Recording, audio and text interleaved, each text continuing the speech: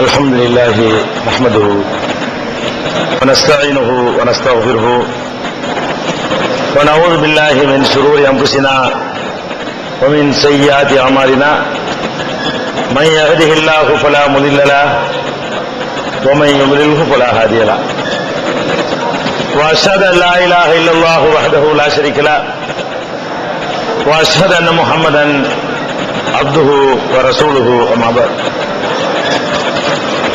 கண்ணியத்திற்குரிய எல்லாம் வல்ல அல்லாஹ் ஜல்ல ஷானஹு தஆலாவின் நல்லடியார்களே, அல்லாஹ்வுடைய பேரருளால் அவனுடைய மார்க்கத்தை அதன் தூய்மையான வடிவிலே அறிந்து கொள்ள வேண்டும் என்பதற்காக நாம் எல்லாம் இங்கே பெரும் திரளாக குழுமி இருக்கிறோம். இன்றைய தினம் எதில் வெற்றி என்ற தலைப்பின் கீழ் பேசுமாறு எனக்கு தெரிவித்திருக்கிறார்கள். நம்முடைய வெற்றி எதிலே இருக்கிறது என்பதை அறிவதற்கு முன்னால் வெற்றி என்றால் என்ன என்பதை நாம் அறிந்து கொள்ள வேண்டும். எதிலே வெற்றி என்றால் எந்த வெற்றியை நாம் இங்கே குறிப்பிடுகிறோம்? வலுவான கூட்டணியிலே தான் வெற்றி என்று இப்போது சொல்வார்கள், அல்லது சினிமா நடிகர்களை சேர்த்துக் கொண்டால் வெற்றி என்று இப்போது தேர்தல் நேரத்தில் என்ன செய்யறாங்க சொல்லிக் கொண்டிருக்கிறார்கள். அதுவும் வெற்றின்னு தான் சொல்றாங்க. அல்லது அதிகமான பணங்காசுகளை சேர்ப்பது, அல்லது பதவிகளை பெறுவது, புகழ் மாலைகளை சூட்டிக் கொள்வது, இதுதான் வெற்றி என்று நினைத்துக் கொண்டிருக்கிறார்கள். நாம அந்த வெற்றி இங்க பேசவே கிடையாது.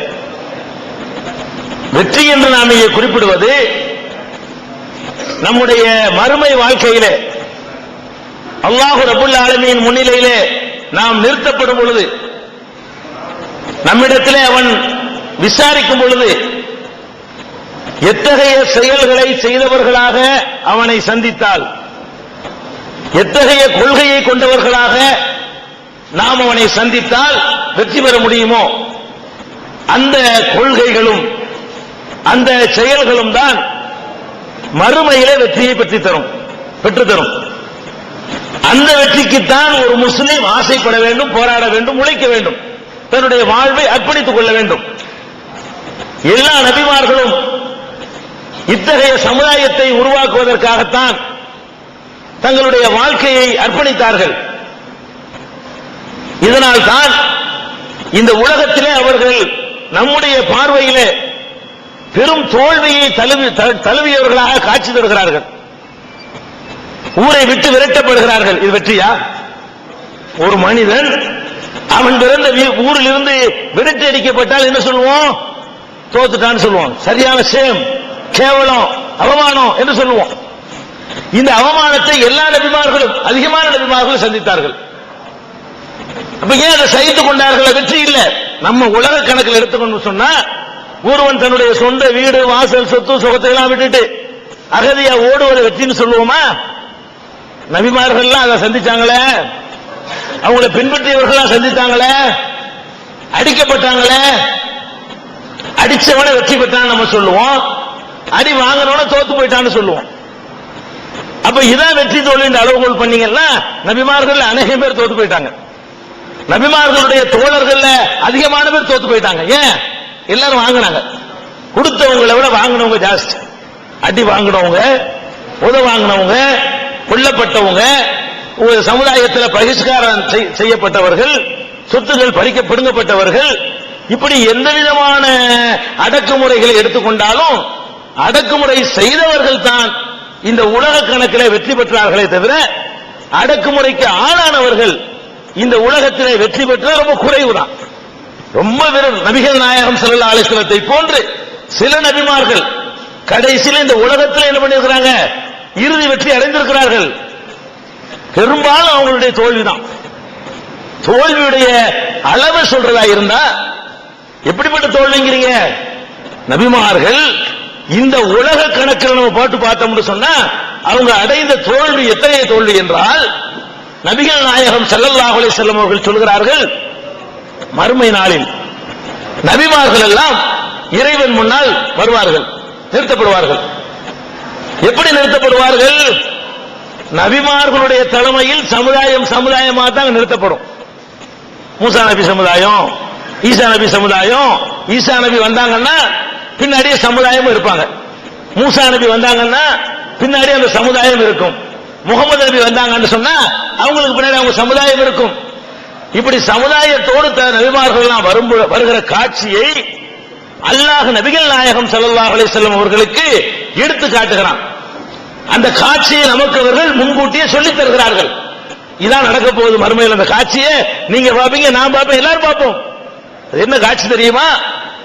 சில நபிமார்கள் வருவார்கள், அவர்களுடைய தலைகள் தெரியாத அளவுக்கு, கடல் அலையா மக்கள் தலையான்னு சொல்லுவாங்கல்ல, அந்த சொல்லையெல்லாம் மிஞ்சுற அளவுக்கு கூட்டத்தோடு வருவாங்க சில நபிமார்கள். சில நபிமார்கள் வருவார்கள், அவர்களுக்கு பின்னால் பல்லாயிரக்கணக்கான மக்கள் அணிவகுக்க வருவார்கள். சில நபிமார்கள் வருவார்கள், சில நூறு எண்ணிக்கையில் தான் அவர்களுக்கு பின்னால் சமுதாயம் இருக்கும். சில நபிமார்கள் வருவார்கள், அந்த நபிமார்களுக்கு பின்னால் 10 பேர் இருப்பாங்களாம். நபிமார்கள் வருவாங்க, பெரிய கூட்டத்தை கூட்டிட்டு வருவாங்கன்னு பார்த்தா பின்னாடி வெறும் 10 பேர் தான் நிற்பாங்க. அதான் மொத்த சமுதாயம். அவர் காலமெல்லாம் உழைச்சி அடி வாங்கி உத வாங்கி அவர் உண்டாக்குன சமுதாயம் எவ்வளவு? வெறும் 10 பேர். அப்படியே வருவார்கள். சில நபிமார்கள் வருவார்கள், அவர்களோடு 3 பேர் தான் இருப்பார்கள். ரசூல் ஸல்லல்லாஹு அலைஹி சொல்றாங்க, இதெல்லாம் இந்த காட்சிகள் பலதரப்பட்ட காட்சிகளை பாப்பீங்க. ஒவ்வொரு நபிக்கு பின்னாடி லட்சக்கணக்கான வரமாட்டாங்க. அது ரொம்ப குறைந்த நபிமார்களுக்கு அப்படி இருக்கும். அதிகமான நபிமார்கள் நிலைமை எப்படி இருக்கும் என்றால், நபிக்கு பின்னாடி 10 பேரு, நபிக்கு பின்னாடி 3 பேரு, சில நபிமார்களுக்கு பின்னால் 2 பேரு, சில நபிமார்களுக்கு பின்னால் ஒரு ஆளு, சில நபிமாறு தனியாவே வருவார். அவர் மட்டும், எங்கப்பா உம்மத்து? நான் தான், இல்ல நான் தான், உம்மத்து நான் தான், நபியும் நான் தான். அப்ப கட்டுல கொண்டாட்டி கூட கேட்கணும்னு அர்த்தம். அதன் அர்த்தம் அவர் கொண்டாட்டி கேட்டா கூட ஜோடியா வந்திருப்பார்ல. ஒரு நபி பிரச்சாரம் பண்ணி இருக்கிறாரு, அந்த நபியுடைய பிரச்சாரத்துக்கு கிடைச்ச ரிசல்ட் என்னன்னு கேட்டா அவர் மட்டும் வர்றாரு. அண்ணன் ஏத்துக்கிறல, தம்பி ஏத்துக்கிறல, தந்தை ஏத்துக்கிறல, மகன் ஏத்துக்கிறல, மனைவி ஏத்துக்கிறல, சொந்தக்காரங்க ஏத்துக்கிறல. ஆனா ஒரு மனுஷனுக்கு ஒரே ஒரு நண்பர் இருக்க மாட்டான் உலகத்துல. அப்படி ஒருத்தர் காட்ட முடியுமா வரலாற்றுல? இன்னைக்கு 450 600 பேர் உலகத்தில் இருக்கான்னு சொன்னா ஒரு நண்பனும் இல்லாத ஒரு ஆள் உலகத்தில் இருப்பானா? இருக்கவே முடியாது. எவனாச்சும் ஒரு கிறுக்கனு இருந்தாலும் அவனுக்கு நண்பன் இருப்பான். அது ஒண்ணு இல்லையா பாருங்க. நபிக்கு அவர் மட்டும் நிக்கிறார், நான் தான். என்னப்பா அவ்வளவுதான். இதுக்கு மேல ஒரு தோல்வியா உலகத்துல? இதுக்கு மிஞ்சின தோல்வி இருக்குதா? இது தோல்வி இல்லை. அங்க அவருக்கு என்ன கிடைக்கும்? இந்த ஒரு ஆள் கூட வராத அளவுக்கு இருந்தா என்ன, ஒரு ஆறுதல் சொல்லக்கூட ஆள் இல்லைன்னு அர்த்தம். அட காயத்துக்கு மருந்து போட யாரும் இல்லைன்னு அர்த்தம். வரல கூட ஒரு ஆள் இல்லைன்னா அடிச்சு இருந்தா மருந்து போட்டிருக்க மாட்டான்னு அர்த்தம். திட்டி இருந்தா ஆறுதல் சொல்லிருக்க மாட்டான்னு அர்த்தம். பசிச்சு இருந்தா சோறு கொடுத்திருக்க மாட்டான்னு அர்த்தம். தாகித்து இருந்தா தண்ணி கொடுக்க நாதி இல்லைன்னு அர்த்தம். இப்படி ஒட்டுமொத்த உலகமும் ஒரு ஆளை வந்து அப்படி ஒதுக்கி வைத்து எல்லா வகையிலையும் புறக்கணிச்சு இருந்தா அவர் பட்ட பாடு எப்படிப்பட்டதா இருக்கும்? அவர் வெற்றி பெறுவாரா தோல்வியா? அங்க மறுமையில ரப்பல் ஆலமீனுக்கு முன்னாடி நிறுத்தும் பொழுது நீ என்ன ஒத்தையா வந்திருக்க, உனக்கு ஒண்ணும் கிடையாது சொல்லணும்ல. இவளையும் சகித்துக் கொண்டதற்காக அதெல்லாம் இல்லை கொண்டு எல்லாம் வைப்பானா? அத வெற்றி, அந்த வெற்றி. நம்ம பேசுற தலைப்பு அங்க வெற்றி பெற வேண்டும். நம்ம வெற்றிக்கெல்லாம் இந்த கணக்கு தான் பார்க்கிறோம். என்ன கணக்கு பார்க்கிறோம்? மார்க்கத்தில் ஒரு காரியத்தை செய்யணுமா செய்யக்கூடாதா, இப்படி ஒரு சர்ச்சை வந்துருச்சு. நம்ம எப்படி பார்க்கிறோம்? இப்படி பார்க்கிறோம். இந்த பக்கம் 1000 பேர் இருக்காங்க, இங்கிட்டு பார்க்கிறோம் இங்கிட்டு 3 பேர் இருக்கிறாங்க, இதான் சரி, நம்ம 1000 பேர் பக்கம் போயிருவோம். அப்படித்தான முடிவு எடுக்கிறோம். மறுமையில வெற்றி பெறணும். மறுமையில வெற்றி பெறுவதற்கு நம்ம எப்படி முடிவு எடுக்கிறோம் தெரியுமா? இந்த சமுதாயத்தில் மார்க்கம் என்னென்னமோ செய்யறாங்க, இந்த என்னென்னமோ செய்யறாங்களே, இதுல எதை செஞ்சா வெற்றி பெறலாம் அப்படின்னு முடிவு செய்வதற்கு நாம என்ன அளவுகோல் வைத்திருக்கிறோம்? எல்லாரும் செஞ்சாங்கன்னா ஊரோட ஒத்துப்போ, பாம்புதிங்கிற ஊருக்கு போனா நடுத்துண்டு நமக்கு அப்படின்னு கேட்கணுமா? அதாவது பழமொழி சொல்லி பாம்பு திங்கிற ஊருக்கு போயிட்டோம், அதான் கிடைக்கும், நடுத்துண்டா பார்த்து கொடுத்தாலும் கேட்க வேண்டியதான். அப்படி நடந்துக்கணும்னு சொல்லி அது என்ன இருக்குது சொல்ல வர்றாங்கன்னு கேட்டா, இருக்கிற மாதிரி போய்கிட்டு இருப்பியா, போட்டுக்கிட்டு அதை செய்ய இதை செய்ய செய்யாத செய்யாது, தேவையா போய் அளவு இப்படிங்கிறாங்க. அப்ப நம்ம மார்க்கத்தை மறுமையில் வெற்றி பெறுவதற்கு நம்ம என்ன அளவுகள் வைக்கிறோம்னு கேட்டா, அதிகமான மக்கள் இருக்கணும், இது அளவுகள இதை வச்சு பார்த்துட்டு இருக்கோம். ஒரு நபி வெற்றி பெற்றிருக்கிறார். ஒவ்வொரு நபிமார்களுடைய காலத்திலும் சிறுபான்மை மக்கள் தான் அவர்களோடு இருந்திருக்கிறார்கள், பெரும்பான்மை மக்கள் இருக்கவே இல்லை. அதனால வெற்றி என்று சொல்வது மறுமையில் நம்ம வெற்றி பெறணும். மறுமையில என்னென்ன செஞ்சா வெற்றி பெற மாட்டோம் நல்லா சொல்றான். நீங்க அதை செய்யாம இருந்தா போதும். மறுமையில என்னென்ன செஞ்சா வெற்றி பெறுவோம் அப்படிங்கறத விட இதெல்லாம் உனக்கு மைனஸ் நல்லா நமக்கு சொல்லி தந்துட்டானா அதை நிப்பாட்டு போதும். அதை செஞ்சுட்டாலே நினைச்சிடலாம், கடைசியிலாவது சொர்க்கத்துக்கு போயிடலாம். அல்லாஹ் மறுமையில கோழி முட்டை வாங்குறவன் சிலர் வச்சிருக்கிறான்.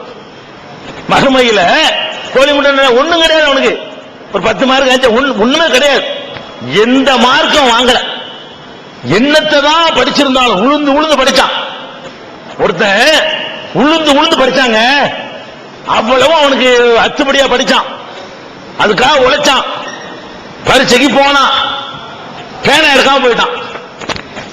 என்ன நான் நிறைய படிச்சேன், பேனை எடுத்துட்டு வரல, நண்பர்களும் கொடுக்க மாட்டேங்கிறாங்க, உட்கார்ந்து வர வேண்டியதான், ஒரு மணி நேரம் கிடைக்கும். அந்த மாதிரிலாம் வாங்கலாம். சில ஆளுக்கு நிறைய நல்லதெல்லாம் செஞ்சிருப்பாங்களாம், செஞ்சுட்டு கோழி முட்டை வாங்குவான். நிறைய நல்ல காரியம்லாம் செஞ்சாலும் மனுஷனுக்கு கோழி முட்டை வாங்கி தரக்கூடிய செயல்கள் சில செயல்கள் அல்லாஹ் சொல்றான். அதை செய்யாமல் இருக்க வேண்டும். மறுமையில சொர்க்கம் என்ற வெற்றியை நாம் அடைவதாக இருந்தால் இந்த உலகத்தில் எந்த கணக்கு பார்க்காத, யாரு சொல்றா, எவர் சொல்றா, உலமா சொல்றாரா, பெரியவர் சொல்றாரா, அல்லாமா சொல்றாரா, அதிகம் பேர் சொல்றானா, கொஞ்சம் பேர் சொல்றானா, அதெல்லாம் பார்க்காத.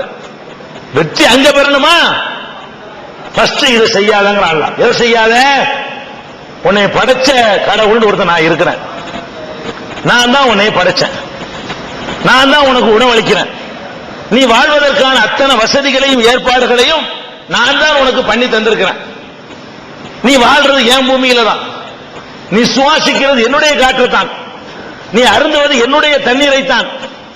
இந்த மாதிரி இருக்கக்கூடிய நேரத்தில் எனக்கு செய்கிற எந்த காரியத்தையும் நீ எவருக்கும் செய்யாதே. ஃபர்ஸ்ட் அல்லாஹ் சொல்றான். அல்லாஹ் சொல்றான், எனக்கு செய்கிற காரியத்தை எவனுக்காச்சும் செஞ்சா உனக்கு நான் கோழி முட்டை போட்டுருவேன். அல்லாஹ் சொல்றான். நீ அதுக்கு பிறகு என்ன செஞ்சாலும் சரி, நீ எவ்வளவு நல்லவனா இருந்தாலும் சரி, எனக்கு செய்யற ஒரு காரியத்தை வேற ஒரு ஆளுக்கு செய்து விட்டால் அதுக்கு வெற்றி இல்லை, மறுமையில் தோல்வி. அதைத்தான் இஸ்லாம் ஷிர்க் என்று சொல்கிறது அரபு மொழியில. தமிழ்ல சொல்வதாக இருந்தால் இறைவனுக்கு இணையாக, கடவுளுக்கு இணையாக, அல்லாஹ்வுக்கு இணையாக பிறவற்றை கருதுதல், இணை கற்பித்தல் சொல்லுவோம். அல்லாஹ்வுக்கு இணையாக ஈக்குவலாக இன்னொருவரை, இன்னொன்றை யார் கருதுகிறாரோ அந்த செயலை யார் செய்தாலும் சரி அவர் முட்டை அப்படின்னு அல்லாஹ் எங்க சொல்றான்? திருமறை குர்ஆன்ல சொல்கிறான், இன்னல்லாஹ லா யக்ஃபிரு அன் யுஷ்ரக பிஹி, தனக்கு இணை கற்பிக்கப்படுகிற செயலை அல்லாஹ் மன்னிக்கவே மாட்டான். குர்ஆன்ல இருக்கு. வயக்ஃபிரு மா தூன ஸாலிக லிமன் யஷா, அவன் விரும்பியவர்களுக்கு இது அல்லாத இதுக்கு கீழே உள்ள மற்ற பாவங்களை மன்னித்து விடுவான். நம்ம வேற வேற தப்புகள் செஞ்சாலும், வேற வேற மாதிரியான மிஸ்டேக்கள் நம்மள்ட்ட நிகழ்ந்தாலும் அதுக்கு மன்னிப்பு கிடைக்க வாய்ப்பு இருக்கிறது. இதை செஞ்சுட்டா மன்னிப்பு கிடையாது. எல்லா சமுதாயங்கள்லையும் எல்லா நாடுகள்லையும் இந்த துரோகம் இருக்கு பாருங்க, துரோகம், அதுக்கு இப்படித்தான் தண்டனை கொடுக்கறாங்க. ஒரு நாட்டில் இருக்கான், ஒரு நாட்டில் ஒருத்தர் இருக்கிறான், நாட்டில் குடிமகனாக இருக்கக்கூடியவன் அந்த நாட்டுடைய எத்தனையோ சட்டங்களை மீறுவான். அந்த நாட்டுக்குள்ள வச்சுதான் அவனை தண்டிப்பாங்க. கொலை செஞ்சா கூட அந்த நாட்டுக்குள்ள வச்சுதான் அவனை ஜெயில போடுவாங்க தவிர அதுக்காக நாட்டை விட்டு கடத்திட மாட்டாங்க. திருடுறான் வச்சுக்கிட்டு 2 மிதி விதிப்பாங்க. நாட்டிலாம் வச்சிருப்பாங்க, 2 மிதியும் விதிப்பாங்க. எல்லா தப்புகளுக்குமே நாட்டுக்குள்ள வச்சுக்கிட்டு தண்டிக்கிறவன் நாட்டினுடைய ரகசியத்தை வேற ஒரு நாட்டுக்கு விசுவாசமா காட்டி கொடுத்துட்டான்னு சொன்னா நாட்டை விட்டு கடத்தி விடுவாங்க. கடத்துறான்ல. இப்ப எல்லா நாட்டிலையும் அந்த தன்னுடைய நாட்டுக்கு விசுவாசத்தில் சந்தேகம், அதுல வந்து குறை வச்சிடக்கூடாது. அவனுக்கு கொடுக்கிற அந்த இடத்தை இன்னொரு நாட்டுக்கு கொடுத்துடக்கூடாது. நீ எந்த நாட்டில் குடிமகனா இருக்கிறாயோ அந்த நாட்டுக்கு கொடுக்க வேண்டிய ஒரு இடத்துல வேற ஒரு நாட்டை வைக்கிறதுக்கு பாரு, அதுதான் பெரிய குற்றம் என்று உலகத்தில் உள்ள எல்லா நாடும் சொல்றான். எல்லா அதிகார வர்க்கமும் அது சட்டமா ஒத்துக்கொண்டிருக்கிறது. அல்லாஹ்வுக்கு அந்த அதிகாரம் கூட இல்லையா? மனுஷனுக்கு இருக்கிற அந்த அதிகாரத்தை விட அல்லாஹ்வுக்கு அதிகாரம் கூட இல்லையா? அப்ப அற்பமான இந்த நாட்டுக்கு விசுவாசமா இருப்பதோ இல்லாமல் இருப்பதோ சின்ன செட்டா சாதாரண விஷயங்கள். இதுல மீறும் போது உனக்கு ஒரு ஆத்திரம் வருதடா. என் பூமி, என்னுடைய உலகம், இங்க வாழ்ந்துகிட்டு எவனுக்கோ கொண்டு உன்னுடைய வணக்கத்தை நன்றியை செலுத்துறிய, எதுக்கோ கொண்டு வணக்கத்தை செலுத்துறிய நினைக்கும் பொழுது அவனுடைய கோபம் கட்டுமையாகிறது, அதிகப்படுகிறது. ஒரு கணவனும் மனைவியும் வாழ்கிறார்கள். கணவனும் மனைவி வாழும் பொழுது கணவன் செய்கிற எல்லா காரியங்களையும், சொல்லுகிற எல்லா கட்டளைகளையும் ஒரு மனைவி செய்கிறாள். ஒரு டீ போட்டுட்டு வா, போட்டு உடனே வர்றான். ஹார்லிக்ஸ் கொண்டு வரேன்னு கேட்கிறா. நீ டீ தான் கேட்கிற, ஏன் ஓவல் கொண்டு வர்றேனேங்கிறா. அந்த அளவுக்கு எள்ளுன்னா எண்ணெயா உருகுறா. இப்படி ஒரு மனைவி ஒருவனுக்கு சேவை செய்கிறாள். எல்லா விதமான பணிவிடைகளும் செய்கிறாள். அவனுக்கு செய்கிற பணிவிடைகள்ல எந்த குறையும் வைக்கவில்லை. அதே நேரத்தில் அவனை வைக்கிற அந்த இடத்துல வேற ஒருத்தனை வச்சுட்டான். இதெல்லாம் செஞ்சுக்கிட்டு என்ன செய்வான்? இவ்வளவு செஞ்சாலேன்னு நமக்கெல்லாம் காப்பிலாம் போட்டு தந்தால, 4 மணிக்கு எந்திரிச்சு காப்பி போட்டு தந்தவ, ஒரு நாளைக்கு இப்படி இருந்தா நம்ம இருந்துட்டு போகுத அப்படிம்பியா? அது செஞ்சாலும் யாபத்துல வருமானு கேட்கிறேன். அதாவது ஒரு மனைவி வந்து கணவனுக்கு எந்த குறையும் வைக்கல. 100 பேர் கூட்டிட்டு போனாலும் சோறாக்கி தர சொன்னா சோறாக்கி தர்றேங்கிறா. எந்த கசப்பும் இல்லாம முகச்சிலிப்பும் இல்லாம எல்லாம் செஞ்சு விட்டு இவனை வைக்கிற இடம் இருக்குல்ல, அந்த தாம்பத்திய உறவு, அந்த இடத்துல கொண்டு ஒருத்தனை வச்சு விட்டா அப்ப என்ன செய்ய மாட்டான்? காப்பி வாங்கி தந்தது மறந்துடுவான், டீ போட்டு தந்தது மறந்துடுவான், சோறாக்கி தந்தது மறந்துடுவான், எல்லாத்தையும் மறந்துடுவான். குளிக்க தண்ணி எடுத்து வச்சது மறந்துடுவான். என்ன விஷயம்? என்னைய வைக்கிற இடத்துல இன்னொருத்தனை வச்சா நான் ஒத்துக்கிற மாட்டேன். சொல்றீங்க, ஒரு பொம்பளை நீ படைக்கல, நீ நான் அவளை படைச்ச, நீ நான் உருவாக்குன, அவள்கிட்ட உனக்கு கூட அதிகாரம் இருக்குன்னு சொன்னா படைச்சவனுக்கு உன்ட்ட எவ்வளவு அதிகாரம் இருக்கும்? அவனை வைக்கிற இடத்துல கொண்டு போய் குழந்தைய தர்றான் அவன் உனக்கு நல்லா தெரியுது. நான் ஒரு ஆண்டவரே, அவனை வைக்கிற இடத்துல அவனால் படைக்கப்பட்ட ஒரு அடிமை, நான் ஒரு ஆண்டவர், நான் ஒரு ஆண்டவர், ஒரு அடிமை, அல்லாஹ்வுடைய அடிமை. அவரே நல்லவரா கெட்டவரா என்பது அவனுக்கு மட்டும்தான் தெரியும். அவர் சொர்க்கத்துக்கு போவாரா இல்லையா என்பது அவருக்கே தெரியாது. அப்படிப்பட்ட ஒரு ஆளை கூப்பிட்டுக்கிட்டு, என்றைக்கு மூத்தா போன ஆளை கூப்பிட்டுக்கிட்டு நான் ஒரு ஆண்டவரே பிள்ளைய தாங்கங்கிற, அப்ப இது எப்படி மன்னிப்பாவ? என்னுடைய தண்ணியை குடிச்சிட்டு என்னுடைய உலகத்துல வாழ்ந்துகிட்டு என்னை வைக்கிற இடத்துல இன்னொருத்தனை வச்சுட்டியே, அதுவும் நான் படைச்ச ஆளை வச்சுக்கிட்டியே. உன்னைய படைச்ச மாதிரி அவரை நான் தானே படைச்சேன். அவர் தன்னால உருவாய் சுயம்புவா, அவரு நான் ஒரு ஆண்டவர் சுயம்புவான்னு கேட்கிறேன். அவரா உண்டாக்கிட்டாரா? தான் தோன்றீஸ்வரர் அவரு, தானாக தோன்றி கொண்டார் அவரு. உன்னைய படைச்ச மாதிரி அவரையும் படைச்சிருக்கிறேன். அவரும் நீனும் எனக்கு அடிமை. ஒரு அடிமை இன்னொரு அடிமையை போய் என் இடத்துல வச்சா, ஒரு கடையில நீங்க முதலாளி, உங்கள்கிட்ட 2 வேலைக்காரன் இருக்கிறான், 2 பேரும் உங்க வேலைக்காரன், எல்லா சம்பளம் நீங்க கொடுக்குறீங்க, அவனுக்கு வேண்டிய வசதி வாய்ப்புகள் நீங்க கொடுக்குறீங்க. உங்களை பக்கத்தில் வச்சுக்கிட்ட ஒரு வேலைக்காரன் இன்னொரு வேலைக்காரன் சொல்றான், முதலாளி எல்லா சோறெல்லாம் போடுறீங்கிறான். அவன்கிட்ட முதலாளியை பக்கத்தில் வச்சுக்கிட்ட, முதலாளி பக்கத்தில் இருக்கிறாரு, முதலாளியை பக்கத்தில் வச்சுக்கிட்ட ஒரு வேலைக்காரன் இன்னொரு வேலைக்காரன் போய் சொல்றான். எப்படி சொல்றான்? வேலைக்காரன் போய் சொல்றான், சக வேலைக்காரன, நீங்க தான் எனக்கு சம்பளம் கொடுக்குறீங்க, நீங்க தான் எனக்கு சோறு போடுறீங்க. சிறு பக்கத்து சொல்ல மாட்டாவ. அவனுக்கு எப்படி இருக்கு? பணம் கொடுக்கிறவனுக்கு சம்பளம் கொடுக்கிறவனுக்கு எப்படி இருக்கு?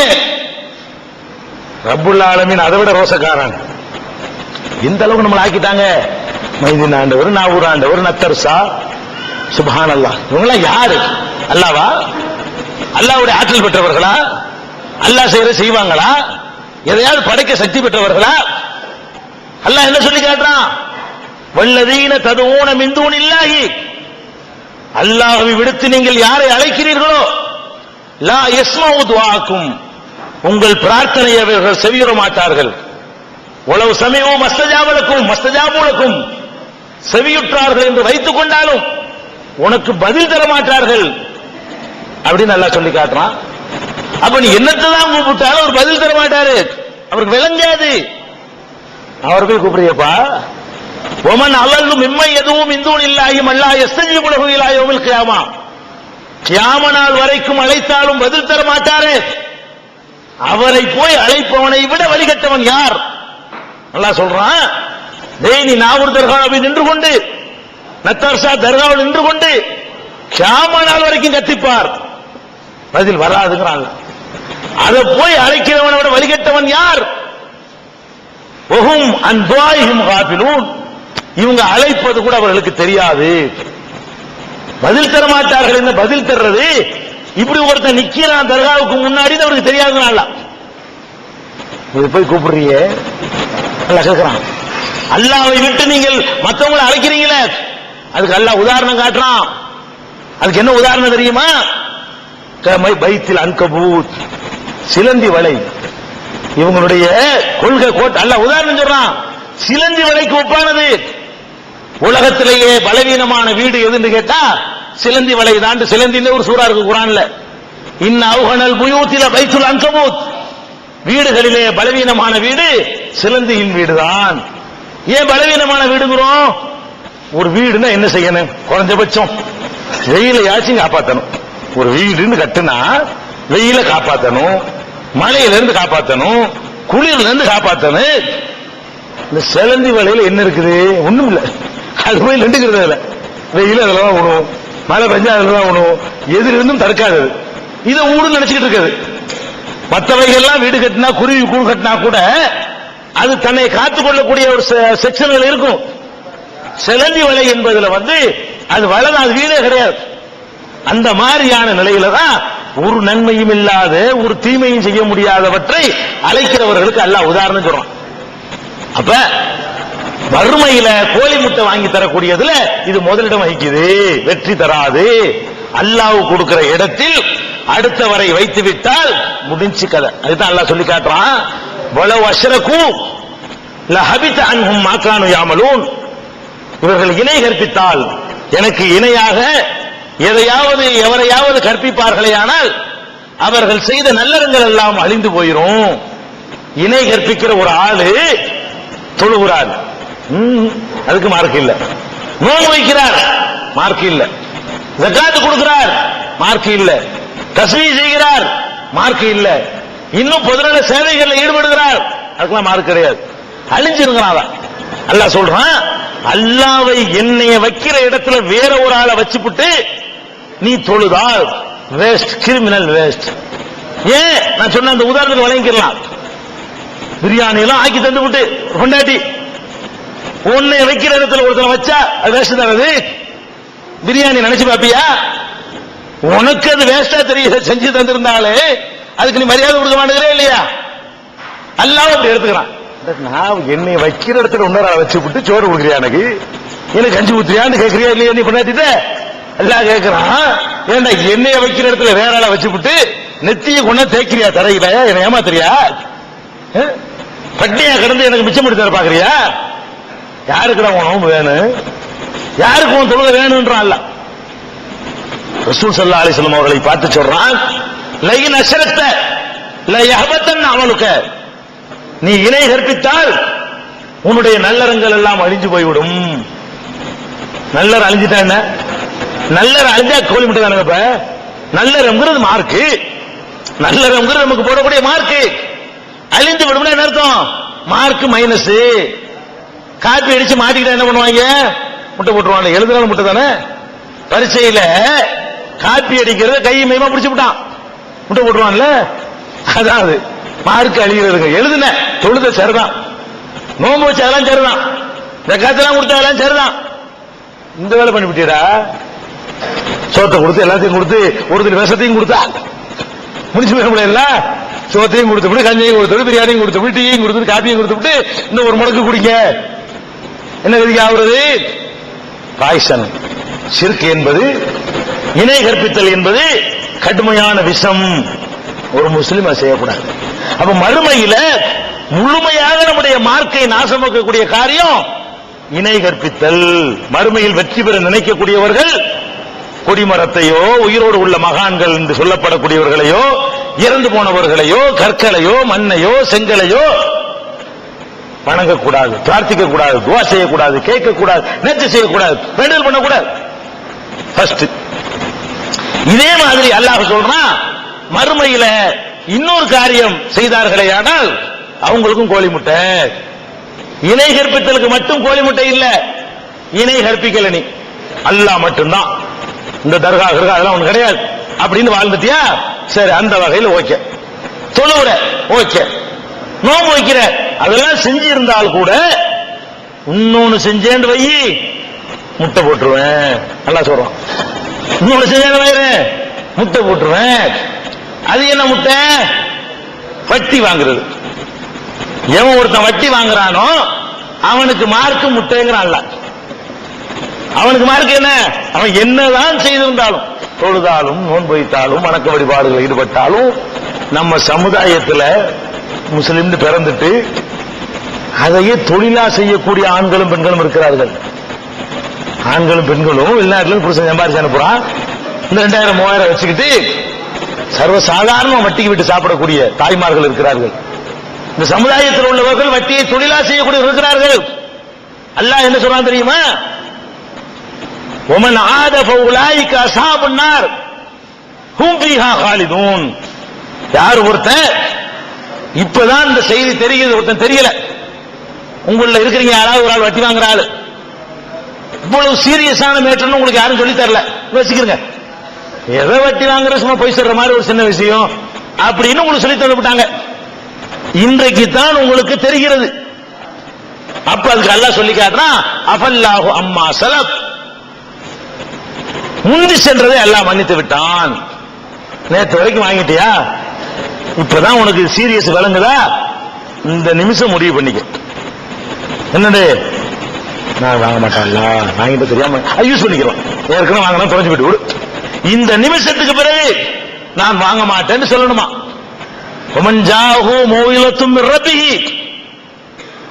யாருக்கு அல்லாஹ்வுடைய இந்த அறிவுரை கிடைத்து வட்டிலிருந்து விலகிக் கொள்கிறானோ ஃபலஹு மா ஸலஃப், இதுக்கு முந்தி செஞ்சது அவனுக்கே உரியது, போ தொலைஞ்சிட்டு போடான்னு அல்லாஹ். தெரியாம தான் வாங்கினேன், இவ்வளவு சீரியஸ் ஒண்ணு விளங்காதுல, உனக்கு அப்படி சொல்லித்தராம விட்டாங்கல்ல, தொலைஞ்சு போன்றான் அல்லாஹ். இதுக்கு பிறகு ஒமன் ஆத, மீண்டும் ஒருவன் வாங்கினால் ஃபஉலாயிக அஸ்ஹாபுன் நார், அவர்கள் நரகத்திற்குத்தான் செல்வார்கள், ஹும் ஃபீஹா காலிதூன், அதுல நிரந்தரமாக கிடப்பார்கள். நிரந்தரமாக கிடப்பான என்ன அர்த்தம்? கோழி முட்டை அர்த்தம். நிரந்தரமா யார் கிடப்பா? நரகத்தில் கிடக்கிறவன் 2 செக்ஷன்.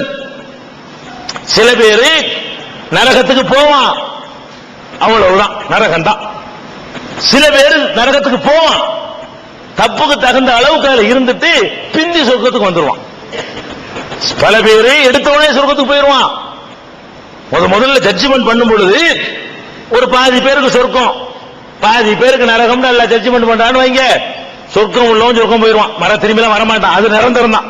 சொர்க்கத்துக்குள்ள நுழைஞ்சா அவன் செஞ்ச நன்மைக்கு தகுந்த மாதிரி 2 வருஷம் சொர்க்கத்துல போட்டு அப்புறம் வெளியேற்ற மாட்டான்ல. சொர்க்கம்னு ஜட்ஜ்மெண்ட் பண்ணினால் சொர்க்கம் நிரந்தரம் தான், உள்ள போனா உள்ள போனதுதான். நரகத்துக்கு போனா பாருங்க, அவன்ல பல வகை இருக்குது. சில பேருக்கு 10 வருஷ தண்டனை இருக்கும், சில பேருக்கு 100 வருஷ தண்டனை இருக்கும், சில பேருக்கு 1000 வருஷ தண்டனை இருக்கும், சில பேருக்கு லட்சம். மூத்து தான் கிடையாதுல, 1000 வருஷம் லட்சம் இருக்கலாம். நாய மூத்துட்டியா அவ்வளவு ஐயா தானே, அங்க சாகவும் மாட்டான் வாழவும் மாட்டான். அப்ப அவ்வளவு தண்டனை அனுபவிச்சுட்டு அல்லாஹ் இவனுக்கு போதும், கொடுக்க வேண்டிய அளவு கொடுத்து விட்டோம், அடிக்க வேண்டிய அளவு அடிச்சு விட்டோம் அல்லாஹ்வை நினைக்கும் பொழுது அவனை இங்க போடு அப்படின்னு எல்லாத்தையும் என்ன செய்வான், கறிக்கட்ட மாதிரி வருவானா. அதுக்கு ஒரு நதி இருக்கு, அல்லாஹ் ரசூல் ஸல்லல்லாஹு அலைஹி சொல்றாங்க, அல் ஹயாத்னு ஒரு நதி. அந்த ஜீவ நதி, இந்த ஹயாத்னா ஜீவன், உயிர், ஜீவ நதின்னு ஒரு நதி இருக்கிறது. அங்க சொர்க்கத்துல எல்லாம் படைச்சு வச்சுக்கிறான். அதுல ஓட்டு உருட்டி கழுவி வெளியில ஆக்கி போறா இப்ப போற பொறுக்குது வரான்னு வரலாம். அடுப்பு கறி மாதிரி வெளியே வருவார்கள். அந்த ஹயாத்துங்கிற நதியில போட்டு கழுவி புகாரில் வரக்கூடிய ஹதீஸ் போடா சொர்க்கத்து நல்லா அனுப்பிடுவான். இப்படியே டெய்லி போய் வந்துட்டே இருப்பான். போனவெல்லாம் தண்டனை முடிய முடிய முடிய முடிய சொர்க்கத்துக்கு வந்துட்டே இருப்பான். இதெல்லாம் பாவத்துக்கு தகுந்த மாதிரி. இந்த மேப்படியா வரவே மாட்டான். யாரு வட்டி வாங்கினா பாருங்க, வட்டி வாங்கினவனு அல்லாவுக்கு இணை கற்பிச்சவனு அங்கேதான் இருப்பாங்க. கோடானு கோடானு கோடானு கோடானு கோடி வருஷமானாலும் நரகண்டா நரகண்டா. இதுக்கு பிறகு ஒருத்த வட்டி வாங்குவானா? வாங்கினா அவனுக்கு மர்ம நம்பிக்கை இருக்குன்னு அர்த்தமா? சாதாரண குற்றமா இது சொல்லப்படுது. கொஞ்சம் கூட சொர்க்கத்தினுடைய வாடகை கிடைக்காதுன்னு சொல்லப்படுது. அப்படிப்பட்ட ஒரு காரியத்தை எவ்வளவு சர்வசாதாரணமா செஞ்சுக்கிட்டு இருக்கிறோம். கடனை கொடுத்துட்டு அதுக்கு வட்டி, அதுக்கு லாபம் சேர்த்து வாங்குறோமே. செஞ்சு பார்க்கணும். இது ஒரு பயங்கரமான மறுமை வெற்றிய அடியோடு பாழாக்குற காரியங்களை நான் சொல்லிட்டு இருக்கிறேன். மறுமை வெற்றி அடியோடு பாழாகிவிடக்கூடிய காரியங்கள்ல இது ஒரு காரியம். அது மாதிரி மறுமையில கோழி முட்டை ஆக்குறது வேற வேற தப்புலாம் இப்படியாவது சொல்றது, இப்படியாவது போகணும்லங்க. 2 அடியை வாங்கிட்டாவது வாங்காம போறதுக்கு பாடுபடணும். அப்படியே தப்பு மார்க்கு போட்டா கூட மன்னிப்பு பெற்றாவது போறதுக்கு என்ன செய்யணும்? பாடுபடணும். அப்படியே எல்லாம் காப்பாத்து நரகத்துல போட்டா கூட கொஞ்ச நாளைக்கு கருவிட்டாவது அப்புறமாவது சொர்க்கத்துக்கு போற வாய்ப்பு கிடைச்சா அவன் ஆச்சு கொஞ்சம் அரியர்ஸ் எழுதி வெற்றி பெற்றான்னு சொல்லிடலாம். அரியராது அரியர்ஸ் அது எடுத்தவன வெற்றி பெற்றவன் இருக்கிறான். அப்புறம் கொஞ்ச நாளைக்கு ஃபெயில் ஆயிட்டு வெற்றி பெற்றவன் இருக்கான்ல, அந்த கணக்குல சேர்த்துக்கலாம். பெறவே இல்லைன்னா அதுக்குள்ள மார்க் கூட எடுக்கலன்னா அவன் தான் இவன். இந்த 2 ஆள் ஆச்சா இப்ப இவன் ஆச்சான். 3வது என்ன? அது நம்மள்ட்ட இல்ல, கடவுளை இல்லைன்னு சொல்றவன். அது நம்மள்ட்ட முஸ்லீம்ல இருக்க மாட்டான். அவனை விட்டுருங்க. நாத்தியம், கடவுள் மறுப்பாளன், அவளும் போனா போனது. அது நம்ம சொல்ல தேவையில்லை. அப்படி யாருமே இருக்க மாட்டீங்க. இந்த இணை கற்பித்தல் நம்மள்ட்ட இருக்குமே தவிர அல்லாஹ் நிராகரிக்கிறது இருக்காது இங்க வந்திருக்கிற மக்கள்கிட்ட. அதே மாதிரி கொலைக்கு அந்த மாதிரியான பனிஷ்மெண்ட் இருக்கு. என்ன பனிஷ்மெண்ட்? பர்மனண்டா நடக்கும். எடுத்துன்னு கத்தி தூக்கிறது, எதுக்கு ஆர்வல தூக்குறது, எந்த நியாயம் இல்லாம உயிர்களை கொள்றது.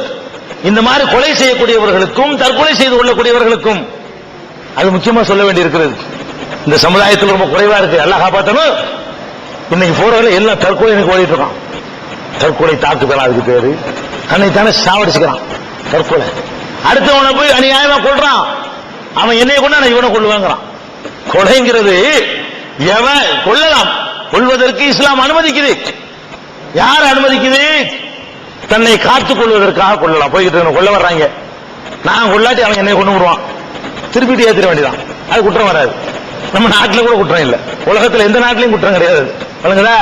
கொண்டாட்டியோட போறோம், அவளை கற்பழிக்கிற கொடியாடுறான், நம்ம ஓடி போக கூடாது. ஃபைட் பண்ணி அவனோட போராடி அவனை கொள்றதுல வந்தாலும் கொண்டுட்டோம் சொன்னா நம்ம நாட்டிலையும் குற்றம் கிடையாது, அல்லாட்டையும் குற்றம் கிடையாது. இதெல்லாம் நியாயமான கொலைகள். அல்ல ஒருத்தன் மார்க்கத்து தப்பான காரியத்தை செய்யறான், ஒரு இஸ்லாமிய அரசாங்கம் அவனுக்கு மரண தண்டனை கொடுக்குது, அது கொலைதான். அது மார்க்க ரீதியான நியாயமான காரணங்கள். இது இல்லாம 4 நாவு கொலை செய்யறான், 8 நாவு கொலை செய்யறான். கொடுக்கிற அவனுக்கும் கொல்லப்படுறவனுக்கும் எந்த விவகாரம் இருக்காது. நான் காசு கொடுக்கிறேன், அதை வாங்கிட்டு போய் கொள்றான். கூலிப்படையில் அப்துல் காதர்லாம் இருக்கான். கூலிப்படைகள் மாற்றாங்களே, அதுல என்ன பேர் வருது? இப்ராஹிம் வர்றான், அப்துல் காதர் வர்றான். அப்ப இந்த தா கிருஷ்ணன் ஒருத்தனை கொண்டாங்க, அவனை கொலை செஞ்ச லிஸ்ட்ல பார்த்து அதுல முஸ்லீம் பேர் வருது. அடை கொலை செஞ்சா மறுமையில நிரந்தர நரகம் அப்படின்னு சொல்லி கொடுத்து இருந்தா அவன் என்ன தப்பு செய்ய வந்தாலும் இந்த தப்பு செய்வானா? ஒருத்தன் உயிரை நீ எப்படி எடுப்ப உண்டாக்க முடியுமா? ஒரு மனித ஜீவனை உண்டாக்குற லேசப்பட்ட காரியமா? அது எப்படி லேசா இழுப்பிட்டா காலி பண்ணிட்டு போயிருவீங்க? அது எப்படி கொள்ளுவீங்க? அது இஸ்லாமிய கலர்ல செய்யறான் கொஞ்சம் பேரு, கூலிக்காக கொஞ்சம் பேர் செய்யறான். ரசூல் ஸல்லல்லாஹு அலைஹி வஸல்லம் காலத்துல ஒரு ஆள் வேதனை தாங்க முடியாது தற்கொலை பண்ணிக்கிட்டாரு. ஜனாசா தொழுவிக்க மாட்டேன்ட்டாங்க, ஜனாசா கொண்டு வர்றாங்க. தற்கொலை செஞ்ச ஒரு அடுத்தவனை கொண்டு வரதுக்கு இல்ல, தொழுவிக்க மாட்டேன்ட்டாங்க. தொழுவி கிடையாது. பெண்கள்கிட்ட நிறைய நம்ம சமுதாயத்தில் அதிகரிச்சுக்கிட்டு வருகிறது. குடும்பத்தில் பிரச்சனை உடனே இந்த பேப்பர்களை பார்த்து பார்த்து மண்ணெண்ணெய் ஊற்றி கொள்றாங்களே இல்லையா? அந்த மாதிரி கேசுகள்ல நம்ம சமுதாய பெண்கள் பேரும் இடம்பெறுகிறது. எவ்வளவு பெரிய துன்பங்கள் வந்தாலும் மாய்த்து கொள்ளக்கூடாது உயிரை, அடுத்தவர் உயிரை மாய்க்க கூடாது. நம்முடைய உரிய மாய்க்கு அதுக்கு என்ன ஏற்படுமா தெரியுமா? ரசூல் ஸல்லல்லாஹு அலைஹி சொல்றாங்க, எவன் ஒருத்தன் தன்னைத்தானே கொலை செய்து கொள்கிறானோ அவனுக்கு என்ன ஏற்படும் கேட்டா, காலிதன் முஹல்லதன் ஃபீஹா அபதா, அவன் நரகத்துக்கு கொண்டு போகப்படுவான். காலிதண்டால் நிரந்தரம் அர்த்தம், முஹல்லதண்டால் நிரந்தரம் அர்த்தம், அபதாண்டால் அதே அர்த்தம். 3 போட்டு சொல்றாங்க. எப்போதும் என்றென்றும் நிரந்தரமாக அவன் நரகத்தில் கிடப்பான்ங்கிறாங்க. புகழிமிட்ட நேரத்தில் இது ஒரு முஸ்லிம் செய்யலாமா? வாழ்க்கையில எவ்வளவு பெரிய தப்பு வேண்டாலும் நீங்க செய்யுங்க. அல்லாஹ் நாடினால் மன்னித்தர வாய்ப்பு இருக்கிறது. அல்லாஹ் நாடினால் கடை ஈமானாவது இருக்குமேயானால் கடைசியிலாவது நீங்கள் சொர்க்கத்துக்கு போய் இறுதியிலேயாவது வெற்றி பெற்று விடுவீர்கள். அடுத்தவனை கொலை செஞ்சாலோ உங்களை நீங்களே மாய்த்துக் கொண்டாலோ முடிஞ்சிருச்சு. ஒருத்தன் வேண்டுமென்றே ஒரு மூமினை கொலை செய்தால் ஜஹன்னம், அவனுக்குரிய தண்டனை நரகம். காலிதன் ஃபீஹா, அதுல எப்போதும் கிடப்பான். திருக்குர்ஆன் சொல்கிறது. அப்ப மறுமையில நாம் நிரந்தரமான நரகத்தில் கிடக்காமல் கடைசியிலேயாவது வெற்றி பெற வேண்டும் என்று நினைத்தால் இந்த 4 பாதகங்களிலிருந்து அல்லாஹ்வுக்கு இணை கற்பித்தல், அல்லாஹ்வை அடியோடு மறுத்தல், அதே போல வட்டி வாங்குதல், தன்னையோ பிறரையோ கொலை செய்தல், இந்த பாவங்களிலிருந்து விடுபடல் என்று சொன்னால் எதுவும் வேஸ்ட். உலகத்திலேயாவது நல்லா இருந்துட்டு போயிடலாம். இது போக மார்க்க குறைக்கிற காரியம், இது மார்க்க கோழி முட்டையாக்குற காரியம். மார்க்க குறைச்சிச்சுன்னு வைங்க, நம்ம என்ன செய்யணும்? நிரந்தரமா கிடக்காம இருக்கிறதுக்கு ஃபர்ஸ்ட் முயற்சி பண்ணணும். அதுக்கப்புறம் என்ன பண்ணணும்னா அங்க போகாம இருக்கிறதுக்கு முயற்சி பண்ணணும். என்ன செய்யணும்? அதான் முக்கியம். நிரந்தரமா கொண்டே தள்ளக்கூடிய காரியத்திலிருந்து ஃபர்ஸ்ட் விலகி கொள்ளணும். அடுத்து விலக வேண்டிய காரியம் என்னன்னு கேட்டா, எதையெல்லாம் செஞ்சா வாட்டுவேன், வதக்குவேன், வறுத்து எடுக்குவேன், பின்னி போடுவேன் சொல்றானோ அல்ல, அந்த மாதிரியான காரியங்கள்ல இருந்து நாம விலகி கொள்ள வேண்டும். அதுல ஒரு முக்கியமான காரணம் என்ன தெரியுமா? உங்களுடைய வணக்கம் தொழுவுறீங்க, அல்லாஹ்வைத்தான் தொழுவுறீங்க, நோன்பு வைக்கிறீங்க, அல்லாஹ்வுக்கு தான் நோன்பு வைக்கிறீங்க, ஜகாத்து கொடுக்குறீங்க, அல்லாஹ்வுக்கு தான் கொடுக்குறீங்க, ஹஜ்ஜுக்கு போறீங்க, அதுவும் அவனுக்கு தான் செய்றீங்க. ஆனால் அதை செய்கிற முறை, அதை செய்கிற வழிமுறை அல்லாஹ் சொன்னபடி இல்லாமல், அவன் தூதர் சொன்னபடி இல்லாமல் இருக்குமையானால், வேற எவனோ சொல்லி தந்தபடி இருக்குமையானால், அவனுக்கு கொடுக்கிற பனிஷ்மெண்ட் என்ன தெரியுமா? என்னத்தையோ தொழுதான்ல விடு அப்படிங்க மாட்டான்ல, தொழுகன்னு ஒண்ணு செஞ்சான்ல அப்படின்னு சொல்ல மாட்டான்ல. டேய், நான் எப்படி உன்னைய தொழுவ சொன்னேன்? நான் சொன்னபடி தொழுதியா, உன் இஷ்டத்துக்கு தொழுதியா அப்படின்னு கேட்பான். நான் சொன்னபடி நோன்பு வச்சியா, உன் இஷ்டத்துக்கு நோன்பு வச்சியா அப்படின்னு நல்லா கேட்பான். திருமறை குர்ஆன்ல சொல்லி காட்டுகிறான், யௌமத்து கல்லபு உஜூஹும் பின்னார், சில நபர்களை நரகத்துல போட்டு புரட்டி எடுக்கப்படும். நரகத்துல போட்டு சில முகங்கள் எல்லாம் என்ன செய்வான்? வறுத்து எடுக்குவான். வறுத்து எடுத்த உடனே அவங்க சொல்லுவாங்க, நரகத்துல கிடந்துக்கிட்டு, நாளைக்கு நடக்கிறதல்ல இப்ப காட்டுறான் பாருங்க படம் பிடிச்சி கருணையாளன், நாளைக்கு அதை சொல்லி தராம இருந்தான்னு வைங்க வறுத்துருவான்ல, நாளைக்கு நடக்கிற காட்சியை சொல்லி தந்து இன்னைக்கே திருந்திக்கடான்னு சொல்றான்ல. நரகத்துல நாளைக்கு ஒண்ணு நடக்க போகுது, பார்க்க போற, நீ பார்க்கிறவனா வேண்டா இரு, அனுபவிக்கிறவனா இருக்கிறாத, அந்த காட்சியை தூரத்திலிருந்து பார்க்கிறவனா இருப்பா, என்ன செஞ்சிடாத, மறுக்கப்படுறவனா நீ இருந்துடாத அப்படிங்கறதுக்கு அல்லாஹ் சொல்றான்.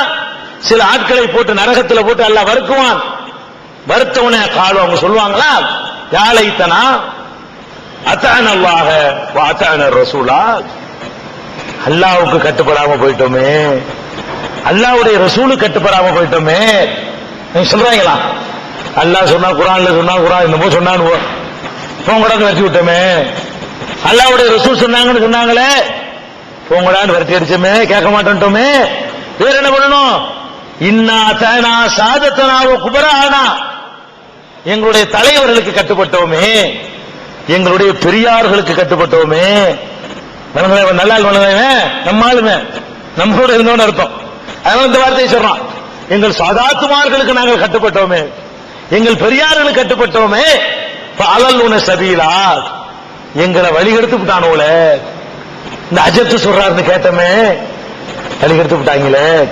மௌலானா சொல்றாருன்னு கேட்டமே, வழிகெடுத்து விட்டாங்களே. ஷேகுமார்கள் சொல்றாங்கன்னு கேட்டமே, வழிகெடுத்து விட்டாங்களே. பீர்மார்கள் சொல்றாங்கன்னு கேட்டமே, வழிகெடுத்து விட்டாங்களே.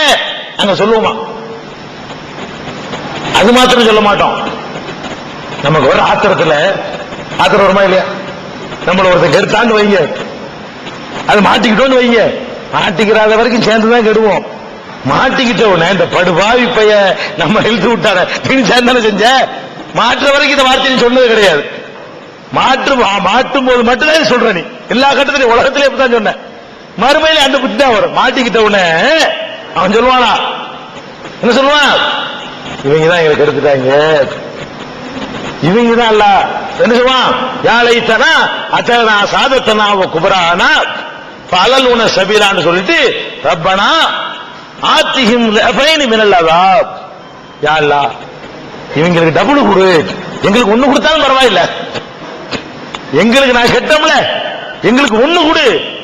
என்ன அல்லாஹ் மன்னிக்கமான தெரிஞ்சு போச்சு. அவங்களுக்கு 2 கொடுத்திருக்கு. யாருக்கு? அஜத்மார்களுக்கு. எந்த அஜர்த்த சொல்றான்னு கேட்டுக்கிட்டு குசுமு பண்றீங்களோ, எந்த மௌலானாக்கள் உலமாக்கள் சொல்றாங்கன்னு சொல்லிட்டு ஹஜரஜிகள் சொல்றாங்கன்னு சத்திய மார்க்கத்தை குர்ஆனையும் நபிகள் நாயகத்துடைய வழியையும் எதிர்க்கிறீர்களோ, அங்க என்ன சொல்லுவீங்க தெரியுமா? அந்த மௌலானாக்களுக்கு டபுள் கூட அல்ல, இந்த பெரியார்களுக்கு டபுள் 2 மடங்கு கூட அல்ல அப்படின்னு கேட்பீங்க. ஆனா ஏத்துக்கிற மாட்டேன். நீ குள்ளில் தேவ பண்ணுவாங்க, எல்லாத்துக்கும் 2 தான்டா. இன்னொன்னு மூளை தரல உனக்கு. உன்னை மிஷின் மாதிரி நான் படிச்சு வச்சேன். அவன் சொல்ற கேட்டுக்கிட்டு வெளியிட்டு போனீங்களே, வழிகட்டதுக்கு 1, அதை கேட்டதுக்கு 1, அவனுக்கு கெடுத்ததுக்கு 1, அவன் கெட்டதுக்கு 1. அவனுக்கு ஏன் 2 கேட்டா, கெடுத்தவன் இருக்கான்ல அவனுக்கு 2. ஏன் அவன் 2 செய்யறான்? தானும் கெட்டான், பிறரையும் கெடுத்தான். இவன் என்ன செஞ்சான்? தானும் கெட்டான், பிறரால் கெடுப்பதற்கு ஒத்துழைத்தான், கேட்டான். போட்டு மீது 2 மடங்கு கொடுத்துருவாங்க. டபுள். சாதாரண தண்டனையை விட 2 மடங்கு தண்டனை தருவேன் என்று எதை பற்றி எல்லாம் சொல்லுகிறானோ, அது ரொம்ப மார்க்க குறைக்குமா குறைக்காத? தண்டனை அதிகப்படுத்துமா படுத்தாதா? அதை நம்ம செய்யறோமா இல்லையா? இதுதான் இன்னைக்கு டேஞ்சரா இருக்கு இந்த சமுதாயத்தில். ஓரளவுக்கு இணை கற்பித்தல்ல இருந்து பெரும்பகுதி விடுபட்டு விட்டது. திருச்சியில கொஞ்சம் பின்னடைவாக இருக்கிறது. இந்த தர்கா வணக்கத்தை பொறுத்த வரைக்கும் இன்ஷா அல்லாஹ் ஒரு 2-3 ஆண்டுகள்ல தமிழகத்தின் அத்தனை தர்காக்களும் இழுத்து பூட்டப்படும். மக்கள் அந்த அளவுக்கு வெறுத்து போயிட்டாங்க. கூட்டமே கிடையாது. உண்டியல் வசூல் வந்தா தானே கண்டினியூ பண்ணீங்கன்னு ஒண்ணுமே கிடையாது. அதையும் கட்டிட்டு இருக்கிறான், உழைக்க போயிருவான்ல. உண்டியல் வச்சிருக்காங்களா? இங்க ஒரு சொல்லி சொல்லுவா, தர்கா உண்டியல் மாதிரி இங்க உங்கள்கிட்ட உண்டியல் வர போறாங்களா? இப்ப போங்க. இந்த தர்கா உண்டியல் மாதிரி இல்ல. இந்த நிகழ்ச்சி ஏற்பாடு செய்யறதுக்கு உங்களுக்கு நிறைய செலவாயிருக்கும். இனிமேலும் தொடர்ந்து இந்த நிகழ்ச்சி நடத்துவாங்க. நாங்க அங்கிருந்து வந்தோம்னா நாங்க வேற வேலைக்கா வந்தோம். இந்த வேலைக்கு வந்தா தான் போக்குவரத்து கூட காசு வாங்குவோம். நாங்க வேற ஒரு வேலைக்கு வந்த இடத்துல பண்ணோம்னா போக்குவரத்து காசு கூட வாங்க மாட்டோம். எங்களுக்கு இல்லை. இது இந்த உண்டியல்ல வர்றது எங்களுக்கு கிடையாது. இந்த ஜமாத்துக்கு இங்க வேலை செய்யறாங்க இல்ல இந்த சகோதரர்கள், அவங்கள்ட்ட நிதி ஆதாரம் நல்லா இருந்துச்சுன்னு சொன்னா நல்ல வேலை செய்வாங்க. இன்னொரு கூட்டம் போடுவோம், அடிக்கடி மக்கள்கிட்ட சந்திப்போம், நோட்டீஸ் போடுவோம், சிறுக்கு விதத்தை எடுத்து சொல்லுவோம், பிரசுரங்களை போடுவோம், லைப்ரரி நடத்துவோம், புத்தகங்களை வாங்கி கொடுப்போம், வீடியோ கேசட் வாங்கி கொடுப்போம். இது மாதிரி எவ்வளவோ பணிகள் நமக்கு காத்துக் கொண்டிருக்கிறது. நம்ம வெளிநாடுகளில் எந்த உதவி தௌஹீத் ஜமாஅத்துடைய நிலைப்பாடு எந்த காரணத்தை கொண்டும் முஸ்லிம் நாடுகளிலோ எந்த நாட்டிலேயோ எந்த நாட்டு அரசாங்கத்திடமும் எந்த நாட்டு செல்வந்தர்களிடமும் எந்த பைசா வாங்க மாட்டோம் என்று உறுதி எடுத்திருக்கோம். கொள்கையில் எழுதி வச்சுக்கிறோம் பைலாவில். தந்தாலும் வாங்குவதில்லை. அரபு நாடுகளிலேயோ எந்த நாட்டிலேயோ வாங்குறது இல்லை. அரபு நாட்டில் நீங்களும் மாதிரி ஆளுக்க போய் அங்க கஷ்டப்பட்டீங்கன்னா நீங்க ஏதாவது கொடுத்தீங்கன்னா வாங்கிடுவாங்க ஜமாத்துல. அப்படிப்பட்ட ஒரு அடிப்படையில் இந்த வேலை செஞ்சுக்கிட்டு இருக்கிறோம். அதனால அப்பதான் இஹ்லாஸ் இருக்கும். ரொம்ப பணம் காசு குவிஞ்சாலும் நாசமா போயிருவோம். நம்ம லட்ச லட்சமா குவிஞ்சுன்னு வைங்களேன், அப்புறம் நம்மள்ட்ட உணவுல போயிடும். எல்லாம் காப்பாத்துன்னு இந்த மக்கள்கிட்ட வாங்கி இந்த மக்களுக்கு வேலை செய்யணும்னு இந்த ஜமாத்து இறங்கி இருக்கிறதுனால தாராளமா அள்ளி கொடுங்க. அப்ப இன்னைக்கு என்ன நிலைமை? இந்த ஷிர்க் இணை கற்பித்தல்ல இருந்து மக்கள் நன்றாக விடுபட்டு வருகிறார்கள். இங்கதான் ரொம்ப ஸ்லோவா வர்றாங்க. இன்னமும் கூட்டம் அலமோதுற ஊருன்னு நாங்க கணக்கு எடுத்தா அதுல திருச்சி தான் டாப்ல இருக்காப்ல தெரியுது. மற்றதெல்லாம் எல்லாம் ஒரு 75% குறைஞ்சு போச்சு. பெரிய பெரிய ஃபேமஸான தர்காக்கள் எல்லாம் 75% மக்கள் விழித்துக் கொண்டார்கள். இன்னும் இந்த கபூர்ல இருந்து தப்பிக்க வேண்டிய மக்கள் 25% பேர் தான் முஸ்லிம்களில் இருக்கிறார்கள். வேற சமுதாய மக்கள் தான் போய் நினைக்கிறாங்க. முஸ்லிம்கள் எவ்வளவு பேர் என்று நாங்கள் கணக்கெடுத்துக் கொண்டிருக்கிறோம். அந்த அளவுக்கு அல்லாஹ் வெற்றியை தந்திருக்கிறான். 25 வருஷத்துல இவ்வளவு பெரிய மாற்றத்தை அல்லாஹ் தந்திருக்கிறான். அல்ஹம்துலில்லாஹ், அல்ஹம்துலில்லாஹ் போல அல்லாஹ்வுக்கு. ஆனா இதுல விழுந்துடுறோம். எதுல? அஜத் சொன்னாரு, மார்க்கத்தை கடைப்பிடிக்கிறதுக்கு குர்ஆன்ல இருக்குதான்னு கேட்க மாட்டேங்கிறோம். மார்க்கம் நான் ஒண்ணு சொல்றேன், நீங்க என்ன பண்றீங்க? என்ன சொல்றேன்னு பார்க்க மாட்டேங்கிறீங்க. யாரு சொல்றான்னு பாக்குறீங்க. மார்க்கத்தை கடைப்பிடிக்கிறதுக்கு நான் ஒரு மார்க்கமாக ஒண்ணு சொல்றேன்னு வைங்களேன், நீங்க என்ன பண்ணுவீங்க தெரியுமா? பெரிய தாடி வச்சிருக்காரு, முழங்கால்களை ஜிப்பா போட்டிருக்காரு, பெரிய தலைப்பா கட்டிருக்காரு. அவரு சொல்லும் போது இப்படி இவனை பாருங்க, ஒரு கட்டம் போட்ட சட்டையை போட்டுக்கிறான், தொப்பிதான் தலைப்பா காணா, ஜிப்பா கூட போடல. என்ன இவன் அப்படி நினைக்கிறோமா இல்லையா? நம்ம எப்படி நினைக்கிறோம்னு கேட்டா, சொல்றான் தோற்றத்தை பார்க்கிறோம். பெரிய ஷேக், பெரிய மகான், பெரிய மௌலானா, பெரிய அல்லாமா என்று பேர் எடுத்திருக்கிறாங்களா, தோற்றமா இருக்கிறாங்களா, அதை கேட்கிறோம். அல்லது அவங்க கூட்டமா ஜமாத்துலமா சபைன்னு வைத்துக் கொண்டு சொன்னார்களே, ஆனால் அதை நம்ம மார்க்கம்னு என்ன செய்யறோம்? ஏத்துக்க தயாரா இருக்கிறோம். தெரியுமா, இந்த சமுதாயத்தில் பராத்து தொழுக, மேராஜ் தொழுக சொல்றமா இல்லையா? இஸ்ராக்கு தொழுக, பள்ளிக்கு பள்ளி எழுதி போட்டிருக்காங்க இஸ்ராக்கு தொழுகை. அது எங்க இஸ்ராக்கு தொழுகை எந்த குர்ஆன்ல இருக்குது? இஸ்ராக்கு தொழுகை ரசூல் ஸல்லல்லாஹு அலைஹி சொன்னாங்களா? லுகா தொழுகை இருக்குது, ஓகே. ஃபர்ல் இல்லாத தொழுகைன்னு சொல்வதாக இருந்தால், கடமையான தொழுகை போக வேற தொழுகை என்ன இருக்குன்னு நீங்க தேடி பார்த்தீங்கன்னா, லுகா தொழுகை ஒரு தொழுகை இருக்கிறது, தஹஜ்ஜத் கியாமுல் லைல் அந்த தொழுகை இருக்கிறது, வித்ர் தொழுகை என்ற தொழுகை இருக்கிறது, முன்பின் சுன்னத்துகள் கடமையான தொழுகைக்கு முன்னாடியும் பின்னாடியும் தொழ வேண்டிய சுன்னத்துகள் சில தொழுகைகள் இருக்கிறது. ஒரு மனிதன் இஸ்திகாராவுக்காக வேண்டி, இஸ்திகாரானா என்ன? ஒரு காரியத்தை செய்ய போறோம், ஒரு முடிவு எடுக்க போறோம். அந்த முடிவு நமக்கு சரின்னு தெரியுது, இருந்தாலும் நமக்கு ஒரு குழப்பமா இருக்கு. என்ன குழப்பம்? அல்லாஹ் எனக்கு நல்லதுன்னு தெரியுது, ஏன் கணக்கு தப்பாயிரலாம். நீ வேற ஒரு கணக்கு போட்டு வச்சிருப்ப, அந்த கணக்குல சரியா தவறுன்னு எனக்கு தெரியாது. அதனால இப்படி ஒரு முடிவை நான் எடுத்துட்டேன், குழப்பத்தோட இருக்கிறேன், இதான் இருக்கலாம்னு எனக்கு தோணுது. அப்படிப்பட்ட நேரத்திலேயோ அல்லது ரெண்டு முடிவுல எதை எடுக்கிறதுன்னே தீர்மானத்துக்கு வர முடியல. இப்படி போறதா இப்படி போறதா, இப்படி போறதா இப்படி போறதா, இப்படி போறதா இப்படி போறதான்னு குழம்பிட்டு இருக்கிறோம். அந்த மாதிரி இருக்கிற நேரத்தில் அதுக்கு ஒரு 2 ரக்காத் தொழுதுவிட்டு அதுக்குன்னு ஒரு துவாவை நபி ஸல்லல்லாஹு அலைஹி வஸல்லம் கற்றுத் தந்திருக்கிறாங்க. பெரிய துவா சொன்னோன்னு மனப்பாடம் பண்ணிக்கிறேன். அவனுடைய கருத்து என்ன? யா அல்லாஹ், நான் உன்னிடத்துல நல்ல முடிவை கேட்கிறேன், எனக்கு எடுக்க முடியல, ஆனா எடுத்துட்டேன். எடுத்தது நான் இப்ப எடுத்திருக்கிற முடிவு நல்லது என்று நீ கருதினால், என்னுடைய இம்மைக்கும் என்னுடைய மறுமைக்கும் என்னுடைய மறுமை வெற்றிக்கும் நான் இப்ப போற ரூட்டு தான் சரி என்று நீ கருதினால், அந்த முடிவை நோக்கி என்னை நீனா தள்ளி விடு, அதான்டா சரின்னு சொல்லி கொண்டு இழுத்து கொண்டு தள்ளி விட்டு, நான் எடுக்கிற முடிவு எனக்கு கேடாத்தான் இருக்கு என்று நீ கருதினால் எனக்கு அதை கண்டுபிடிக்க இயலாதல்ல. நீ என்னத்தையாச்சும் ஒரு முட்டுக்கட்டையை போட்டு என்னத்தையாவது இடைஞ்சல பண்ணி விட்டு என்ன அதுல நீங்க காப்பாத்து. இதுக்கு பேர் இஸ்திகாரா. இது எத்தனை பேர் குழப்பம் வரும்போதெல்லாம் செஞ்சிருக்கிறோம், தடுமாற்றம் வரும்போதெல்லாம் எத்தனை பேர் செஞ்சிருக்கிறோம். ஒரு முடிவை எடுக்கணும், அல்லாஹ்ட்ட போட்டுருமே, அல்லாஹ் இது நல்லதா இருந்தா ரெண்டுக்கு நல்லதா இருக்கணும். என்னுடைய துன்யாவிலையும் என்னை போட்டு பைத்தியம் பிடிக்கிற மாதிரி இருக்க கூடாது, என்னுடைய ஆகிரத்து வாழ்க்கைக்கும் நல்லதா இருக்கணும். ரெண்டுக்கும் கேடு இல்லாத வகையில இது ஒரு நல்லது என்று நீ கருதினால், நீ பாட்டுக்கு அதில் தள்ளி விடு. எல்லாரும் எதிர்த்தாலும் நீ என்னை கூட அதில் வலுக்கட்டாம அமைக்கி விட்டுருன்னு பண்ணுங்களா. நான் எடுக்கிறது தப்பு என்று இருந்தால், நான் எவ்வளவு உறுதியா இருந்தாலும் சரி, கண்டிப்பா போய்தான் தீர்வேன் இருந்தாலும் சரி, புடிச்சு சட்டையை பிடிச்சி ஒரு பக்கம் இழு, அங்கிட்டு கதவை பக்கம் ஒரு பக்கம் இழுத்து போட்டு, இந்த பக்கம் கையை பிடிச்சி ஒருத்தனை இழுக்க விடு, காலை பிடிச்சி ஒருத்தனை இழுக்க விடு, என்ன எங்கிட்டு போக விட்டுறாத. நான் போதான் நான் போய்கிட்டு இருப்பேன், நீ தடுக்கிற அல்ல. இப்படி கேட்டு தொழுகிற தொழுகை இருக்குது. அல்லது ஹாஜத், நமக்கு ஒரு தேவை வருது, ஏதோ நல்ல ஒரு குழந்தை வேணும், கொஞ்சம் செல்வம் வேணும், அல்லது வேற நிம்மதி வேணும், வேற நல்ல மார்க் வாங்கணும், பரீட்சையில பாஸ் ஆகணும், நல்ல மாப்பிள்ளை வேணும், நல்ல பொண்ணு வேணும், நல்ல புள்ள வேணும், எவ்வளவு தேவைகள் மனிதனுக்கு.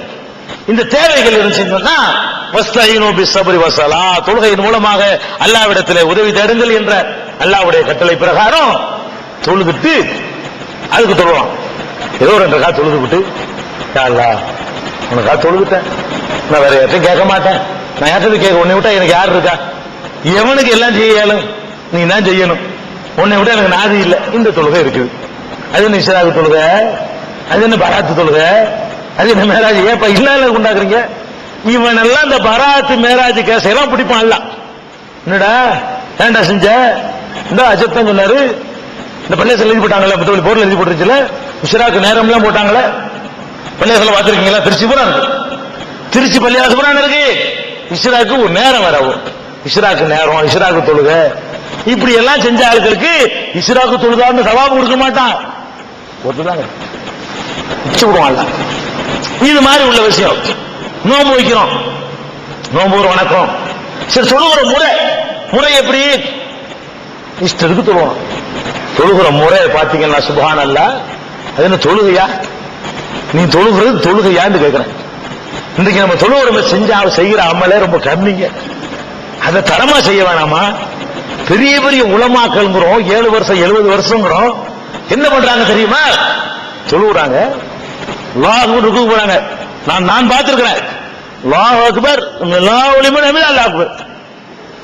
ருக்கு ஒண்ணுமே ஓத மாட்டீங்களா நான் கேட்கிறேன். ருக்குன்னா என்ன, தொழுகையில நீங்க பாருங்க, பெரிய பெரிய அஜர் தொழுகிறாருங்க, அல்லாஹ் அக்பர், சமிஅல்லாஹு லிமன் ஹமீதா, அல்லாஹ் அக்பர், அல்லாஹ் அக்பர். நானும் ஒரு வார்த்தை மாதிரி சொல்லி விட்டு போயிடுறாங்க. ரசூல் ஸல்லல்லாஹு அலைஹி வஸல்லம் அப்படி தொழுகிறீங்களா எல்லாரும், அப்படித்தானே இமாம்கள் தொழுகிறாங்க. லாலின்னு சொல்லணும், ஆமீன் சொல்லணுமே, அதுக்கு டைம் கொடுக்குறாங்களா? தக்பீர் கட்டுறவன அல்ஹம்து ஓதுறதுக்கு இடையில ஓத வேண்டிய துவா இருக்குது, அது ஓதுற அளவுக்கு டைம் தர்றாங்களா? அல்லாஹ் அக்பர்னு சொல்லி ருக்குவுக்கு போன உடனே முதுக போன அப்படி நிமித்தி நேராக்கி கையை ஈட்டி மாதிரி, இந்த வில்லில் இருக்கிற அந்த கயிறு இருக்க நான், அந்த நான் மாதிரி இப்படி வைத்து குனிந்து அந்த மாதிரி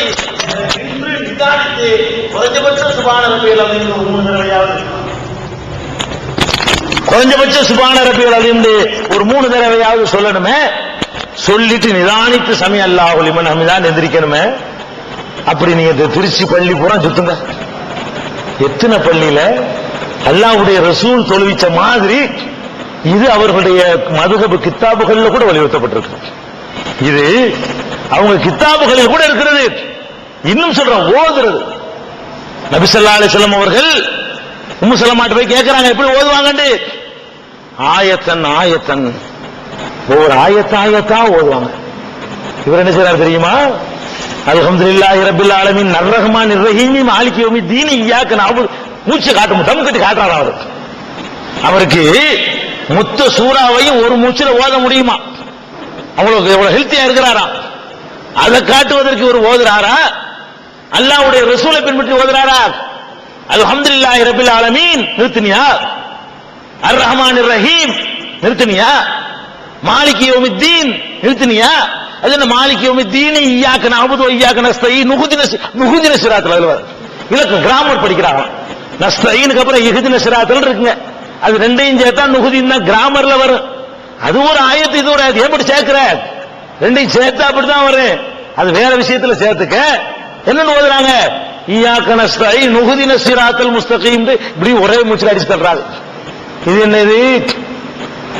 இன்னும் சிலர் பிஸ்மில்லாவே அல்ஹம்து கூட ஜாயின் பண்ணுவாங்க. பிஸ்மில்லாஹிர் ரஹ்மானிர் ரஹீம் இல்ஹம்து, அந்த ரஹீம் இருக்குல்ல, அந்த மீயை கொண்டாந்து இங்க சேர்க்கிறது. ஷாஃபிகள்ல, ஷாஃபில பிஸ்மின் சேர்த்து ஓதுவாங்க, ஷாஃபி மதஹப். அப்படின்னு மார்க்கத்தில் கிடையாது ஷாஃபி ஹனபிலாம். அப்ப நம்முடைய தொழுகைகள், நான் கேட்கிறேன், நம்ம நமக்கு ஒரு பொருளை நம்ம ஒருத்தர் தர்றாரு, ஒரு சட்டை தர்றாரு, ஒரு சட்டையை தர்றாரு எனக்கு ஒரு ஆள். எப்படி தர்றாரு? சட்டையை வாங்கி நல்லா சுருட்டி மண்ணில் போட்டு பிரட்டி சுருட்டி நாங்க அப்படின்னு தந்தா எனக்கு எப்படி இருக்கு? பாவி இப்படியா தர ஒரு பொருளை ஒரு பொருளை தரமா தரமாட்டியா? எப்படி தரணும்?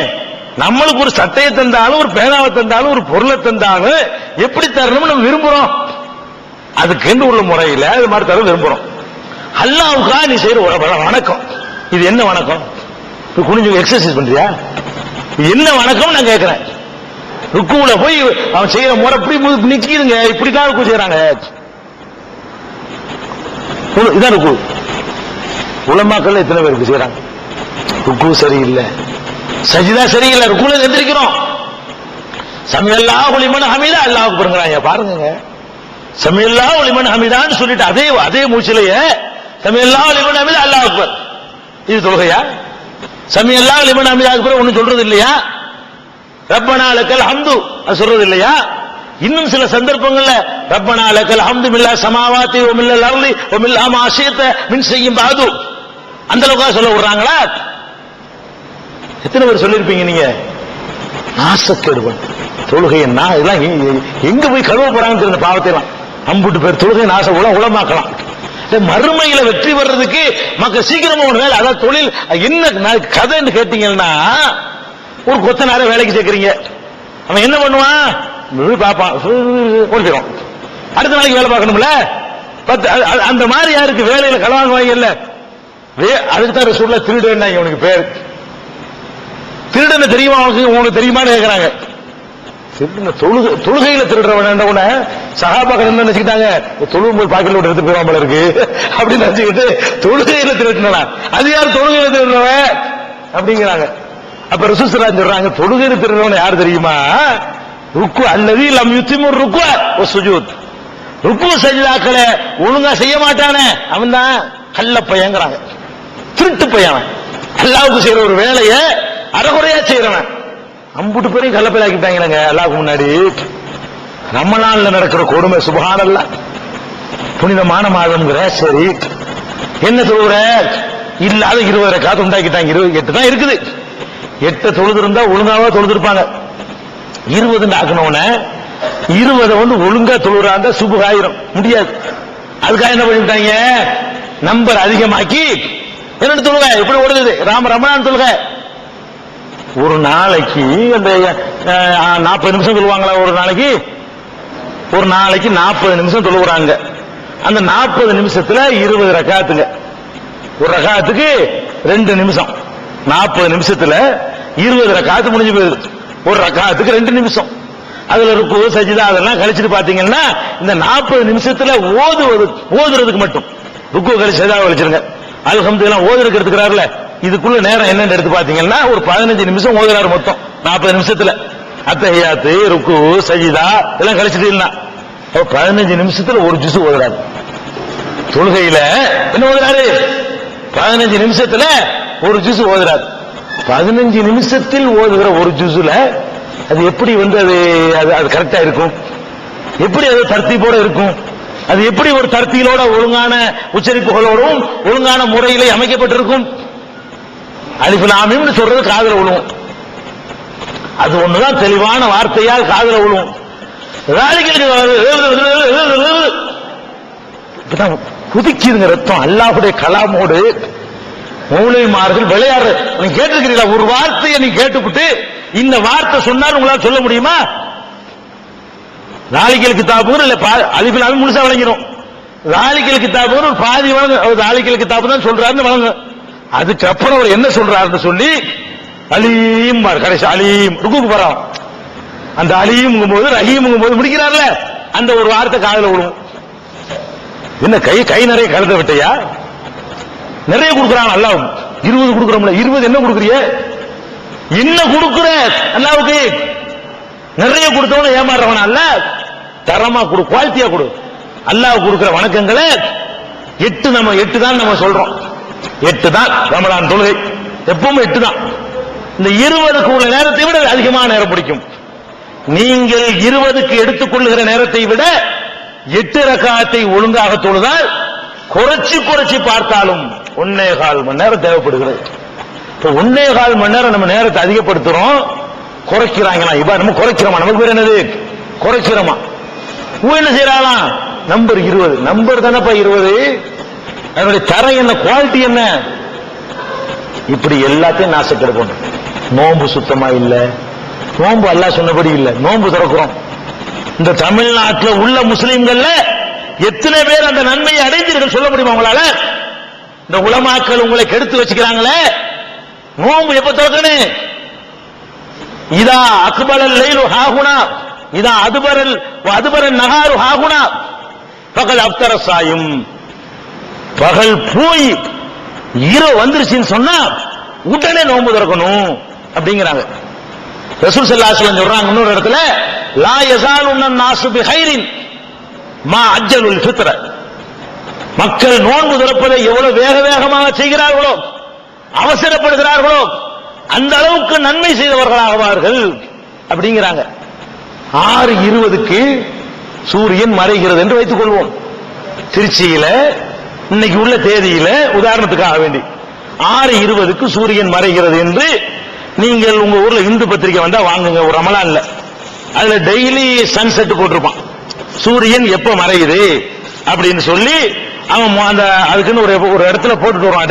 டெய்லி போடுவான் ஹிந்து பத்திரிகையில. திருச்சியில் எத்தனை மணிக்கு சூரியன் மறையும் போடுவான். சூரியன் மறைஞ்சா நீங்க என்ன பண்ணணும்? நோன்பு திறக்கணும். பேப்பர்ல பார்த்துட்டு 6:20 போட்டிருக்காங்க, வாசி பார்ப்பீங்க. 25,000 பாங்க சொல்ல மாட்டாங்க. 6:20 தான் சூரியன் மறையுது. உங்க வாட்சில் 25,000. 6:30 மணிக்கு மாநில செய்தின்னு சொல்லிடுவான் ரேடியோவில். 6:32 பாங்க சொல்லுவாங்க நோன்பு திறக்கிறதுக்கு. என்னப்பா ஏன்பா இந்த மாதிரி பண்றீங்க?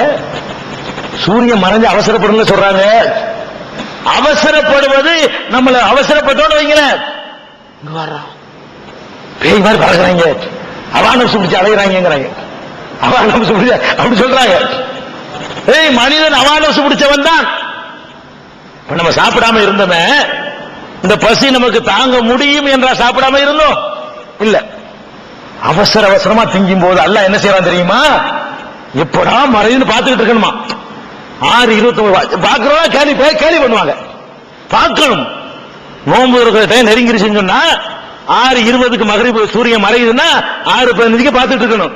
16 4 நிமிஷம் தான் இருக்கு. இதெல்லாம் நல்ல காரியம். இதெல்லாம் இன்னும் 3 நிமிஷம் தான் இருக்கு, இன்னும் 2 நிமிஷம் தான் இருக்கு, அப்படி போட்டுரும். 20 ஆனவன டபக்குன்னு தூக்கி போட்டோம்னா அல்லாஹ் சொல்லுவானா, இங்க பாரு என்னோட அடியான இவ்வளவு பசிய வச்சுக்கிட்டு எனக்காக கட்டுப்படுத்தி இருந்தா பாரு. எவ்வளவு பசி அவனுக்கு இருந்தா, எவ்வளவு தாகம் இருந்தா, எப்ப வரும் பார்த்துட்டு இருக்கிறானே, இவன் தாண்ட எனக்காக நோம்பு வச்சிருக்கான். எல்லாம் எடுப்பான். 6:20 இதெல்லாம் என்ன பெரிய விஷயமா? அல்லாஹ் பாவி ஏன்டா நடிக்கிற? உன்கிட்ட இருக்குதா இல்லையா? அது உன் நபசு கேட்குதா இல்லையா? அந்த பேருக்கு எப்படா எடுப்பா, இப்ப வரும் மனசுக்கு நினைக்கிறே நடிக்கிறான். அப்ப நோம்பு திறக்கிறது 10 நிமிஷம் லேட்டு, 7 நிமிஷம் லேட்டு. நோம்பு அட்டை பூராத்திலையும் பொய். ஜவுளி கடைக்காரங்களுக்கு எடுத்து கொடுக்குற நோம்பு அட்டை அவன் விளம்பரத்துக்கு போட்டு விட்டுறாங்க.